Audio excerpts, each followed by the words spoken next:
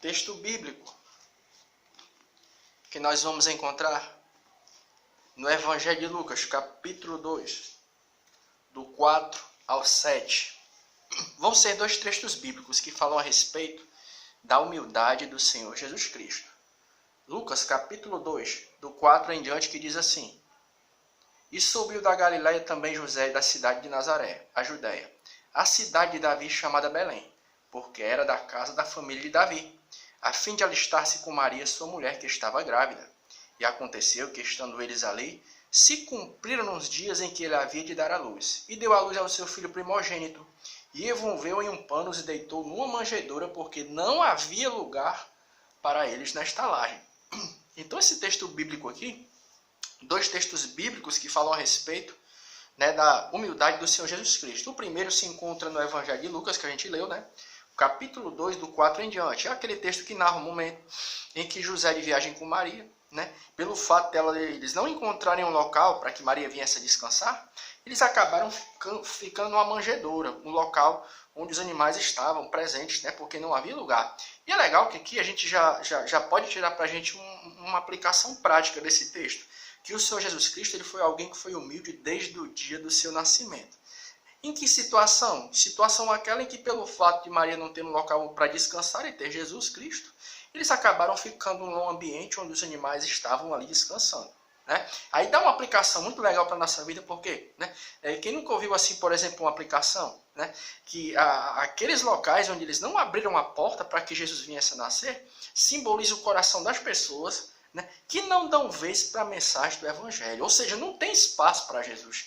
Aí a gente pode enumerar assim, quais são as coisas que muitas vezes tomam espaço na nossa vida e que pelo fato dessas coisas tomarem espaço na nossa vida, não existe espaço para que Jesus venha a nascer, a mensagem do Evangelho venha a nascer em nossos corações?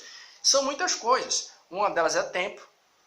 Nós estamos vivendo em dia muito corrido, corre está grande. A gente está vivendo uns dias de ansiedade, onde a ansiedade está imperando. Então, quando a gente para observar essas coisas, nós vemos que realmente o tempo ele é algo que muitas vezes, aliás, a falta de tempo, não tem nos deixado permitido, não tem permitido com que muitos de nós tenham permitido que Jesus venha nascer em nossos corações. Por que muitas vezes a pessoa ouve a mensagem do Evangelho e a mensagem do Evangelho não frutifica?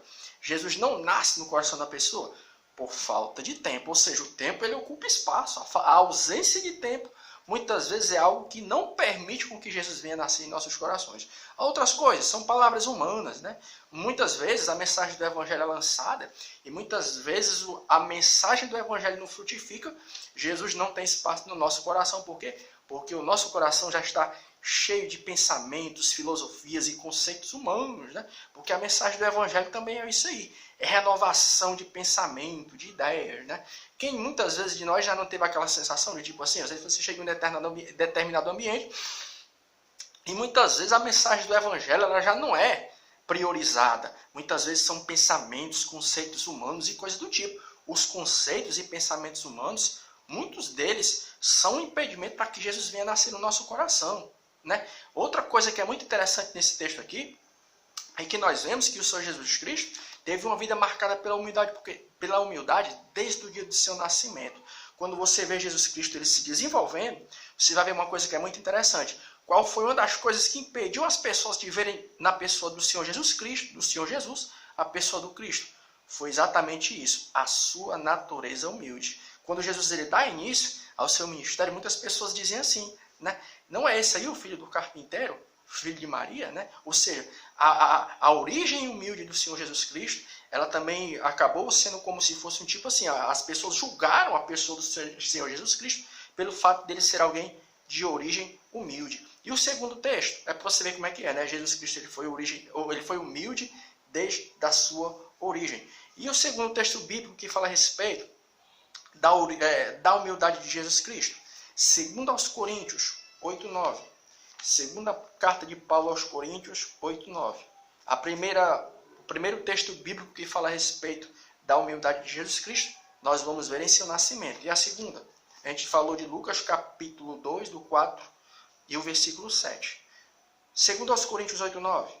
Segunda aos Coríntios 8:9, que diz assim: Porque já sabeis a graça de nosso Senhor Jesus Cristo, que sendo rico, por amor de vós, se fez pobre, para que pela sua pobreza enriquecesseis. Segundo aos Coríntios 8, 9. Segundo o texto bíblico que fala a respeito da humildade de Jesus Cristo.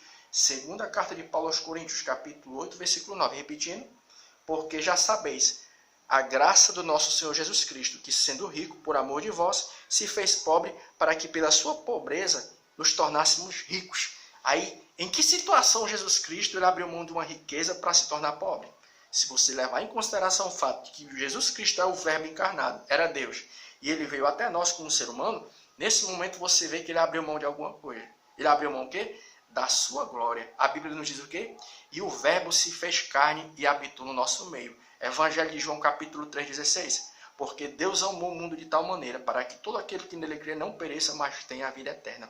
Então, se a gente levar em consideração o fato de que Jesus Cristo ele é Deus e ele se fez carne para habitar no nosso meio e morrer pelos nossos pecados, daí você já viu que ele abriu mão de alguma coisa, mas ele abriu mão da sua glória para que nós nos tornássemos o quê? Segundo o texto nos mostrou, ele foi humilde, nos tornássemos ricos. Aí alguém pergunta, como é que pode? Né? Em que sentido o cristão ele se torna alguém rico? No sentido de muitas coisas. A primeira, nós podemos dizer que somos salvos. Temos certeza de salvação.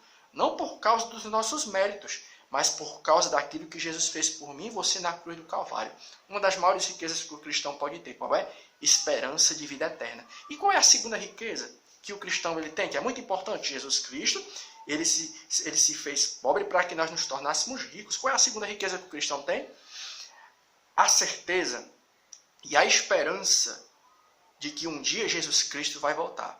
Algumas mensagens atrás a gente tinha falado, né, que nós estamos vivendo em dias escatológicos. Os sinais estão aí. Né? A gente até falou, né?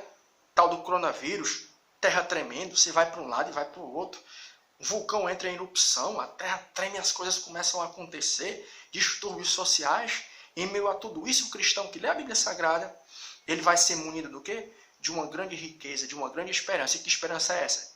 É de que Jesus está voltando para arrebatar a sua igreja. Ou seja, enquanto alguns ficam atribulados com relação às coisas que estão acontecendo, o cristão o quê? O cristão olha para um lado e para o outro e vê o quê? Os sinais da volta de Cristo.